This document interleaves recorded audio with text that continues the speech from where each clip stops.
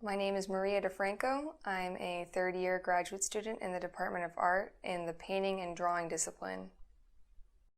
My first week of graduate school, I was having abdominal pain, and I went to the doctor and they determined that I had some sort of mass on my ovary, and they wanted to take it out immediately. I only found out that it was cancer after I woke up from surgery. They had removed my ovary and the cyst, which turned out to be both malignant and benign cells. Then I spent 4 weeks at home, and I was reading a lot of books by Susan Sontag and looking at Frida Kahlo and emailing professors to try and figure out who are other artists I could look at. I was introduced to Hannah Wilke, who died from cancer and made photographs of herself while she was getting chemotherapy. It was really inspiring, so I started making photographs of myself after my surgery, and then when I returned, I had all this material to work with, this content to work with. So I used the photos to create prints that I colored on and painted on.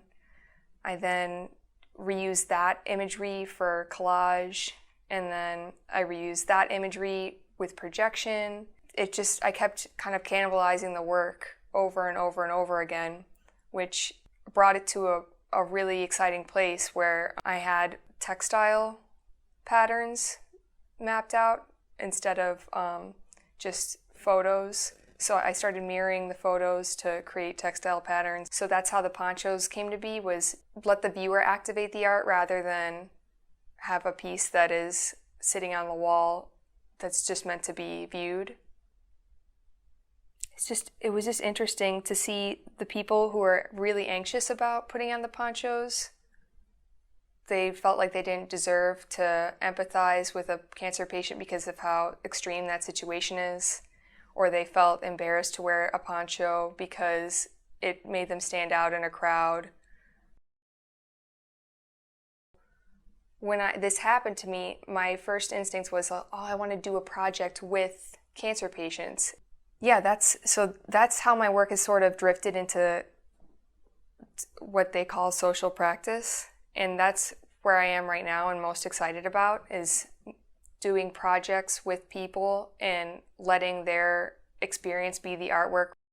So I named the project Create Your Own Personal Healing Image, and that was basically the prompt for these cancer patients to come in and make these paintings of whatever they want, about their experience, just a beautiful painting for a patient to look at.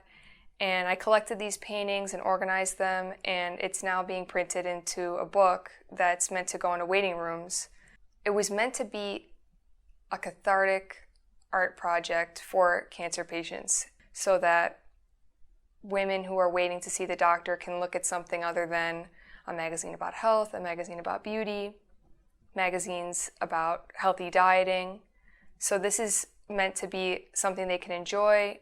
This is an opportunity to vent a little bit instead of maintaining those militant tropes of strength and fighting and battling.